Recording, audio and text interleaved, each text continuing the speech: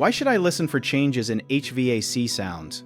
You should listen because a new or unusual sound can warn you about a small heating, ventilation, and air conditioning problem before it becomes an expensive breakdown or a safety hazard. Your system naturally makes familiar sounds, such as a steady hum, gentle airflow, or a brief click when it starts and stops. Pay attention when the sound changes, because that often means a part is loose, dirty, worn, or struggling. A banging sound may come from a loose blower wheel, while a scraping sound can mean a fan blade is rubbing against something. A high-pitched squeal may point to a worn belt or a motor that needs attention. Clicking that continues without the system starting may suggest an electrical or control problem. A bubbling or hissing noise can sometimes indicate a refrigerant leak or a problem with airflow, so do not ignore it.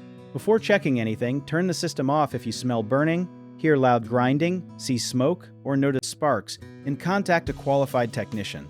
A useful habit is to record the sound on your phone, note when it happens, and check whether it occurs during starting, running, or shutting down. One common mistake is waiting until the system stops working, so arrange an inspection when a new sound continues or becomes louder.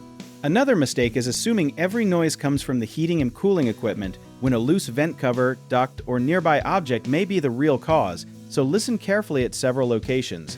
Never remove electrical panels or reach near moving parts just to investigate, because even a switched-off system may contain stored electrical energy, so leave internal repairs to a trained professional.